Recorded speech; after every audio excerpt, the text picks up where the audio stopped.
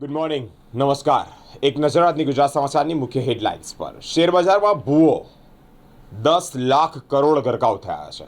આજે અસર સામે આવી છે તે ઈરાન અને ઇઝરાયલ વચ્ચેના જે ભીષણ યુદ્ધ ફાટી નીકળવાની દહેશત છે તેને લઈને જ આ સમાચાર એટલે કે આ શેરબજારનો ભૂવો ઊંડો પડી રહ્યો છે.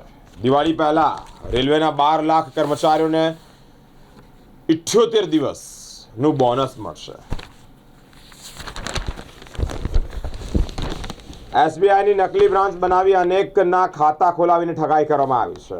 વીર સાવરકર બ્રાહ્મણ હોવા છતાં ગૌમાંસ ખાતા હતા. કર્ણાટક મંત્રીના દાવાથી હોબાળો મચી જવા પામ્યો છે. ભારતીય ઓલિમ્પિક સંઘ રાજકારણનો અખાડો, પ્રમુખ પીટી ઉષા અને ખજાનજી વચ્ચે ટકરાવ. વડોદરા જિલ્લામાં પૂરગ્રસ્ત ખેડૂતોને 1 મહિના પછી પણ વળતર મળ્યું નથી.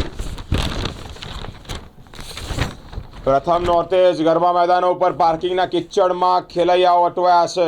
હજી સુધી વરસાદી પાણીનો નિકાલ થયો નથી તેવી અલગ અલગ જગ્યા પરથી માહિતી સામે આવી રહી છે. શક્તિપીઠ પાવાગઢ ખાતે પ્રથમ નોરતે 1 લાખ ભક્તો ઉમટ્યા છે.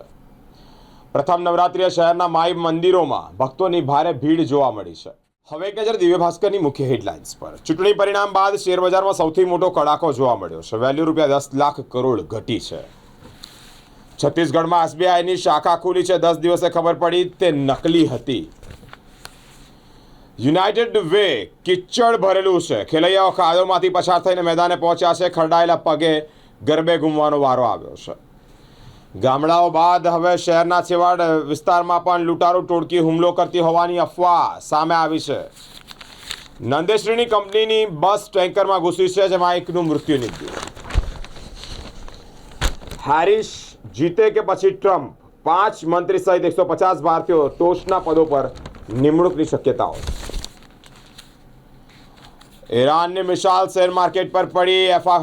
એફઆઈઆઈની 15,243 કરોડ વેચાણ. ગોધરા નિષ્કાંડ આરોપીને મિલકત દસ્તાવેજ માટે પોલીસ જાપ્તા સાથે વડોદરા લાવવામાં આવ્યા છે.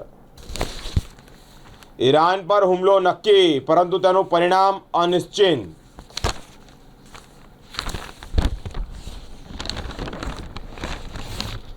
મહારાજા સયાજીરાવ યુનિવર્સિટીમાં દિવાળી પહેલા એરિયર ટેસ્ટ અને ઇન્ટરનલ પરીક્ષા પૂરી કરાશે.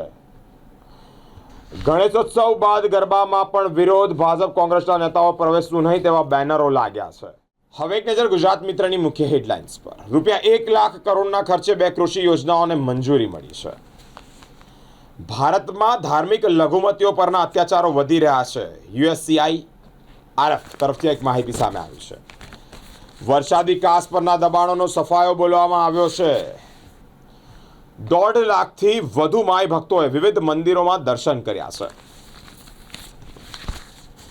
નવરાત્રિના પ્રથમ દિવસે ગરબા મેદાનો પર ડોગ બોમ્બ સ્ક્વોડ દ્વારા સરપ્રાઇઝ ચેકિંગ હાથ ધરવામાં આવ્યું છે. પંડ્યા બ્રિજ પર NSY અને VVS વચ્ચે છૂટા હાથની મારામારીના દ્રશ્યો નજરે આવ્યા છે. સામાન્ય પવનમાં મોટું વડનું વૃક્ષ પડ્યું. 4 જેટલા લોકો દબાયાની માહિતી. મંગળેશ્વર ઝાપા પાસે ટ્રીમિંગની કામગીરી ન કરતા આ ઘટના સર્જાય તેવી માહિતી સામે આવી છે.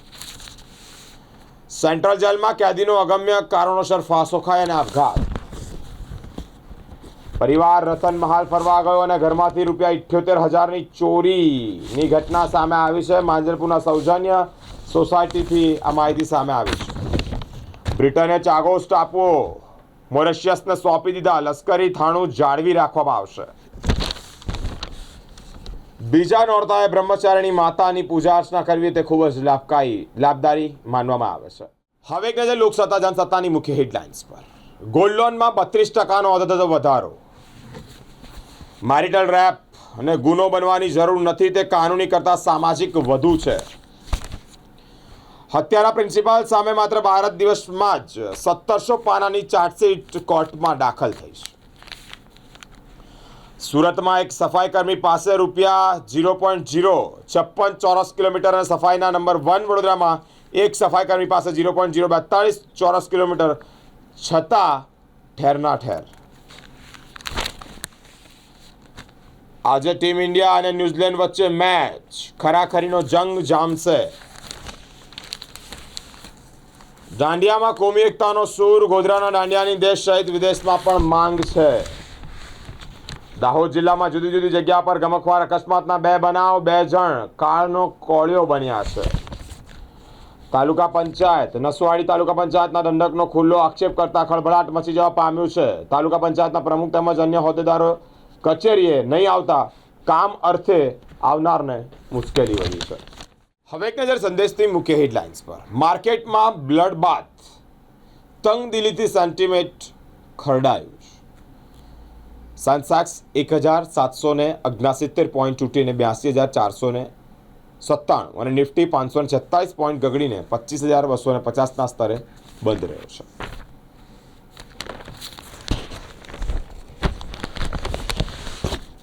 કારગિલ યુદ્ધ ચાલી રહ્યું હતું ત્યારે નિફ્ટીમાં 41% વધારો થયો હતો.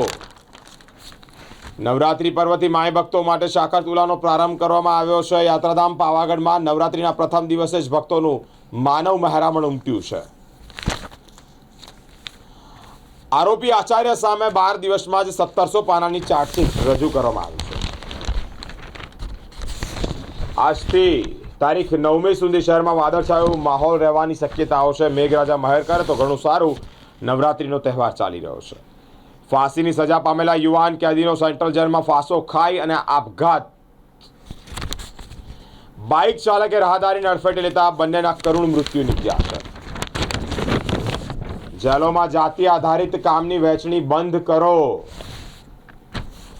પાણી ડ્રેનેજના કામ માટે સીસી મેળવી બિલ્ડરો અધૂરા બાંધકામ શોરૂમ નહીં શરૂ કરી શકે. હવે એક નજર ગુજરાતની અસ્મિતા ન્યૂઝપેપરની મુખ્ય હેડલાઇન્સ પર. સેન્સેક્સ 1769.19 પોઈન્ટના ઘટાડા સાથે 82,497.10 પોઈન્ટ પર બંધ થયો છે.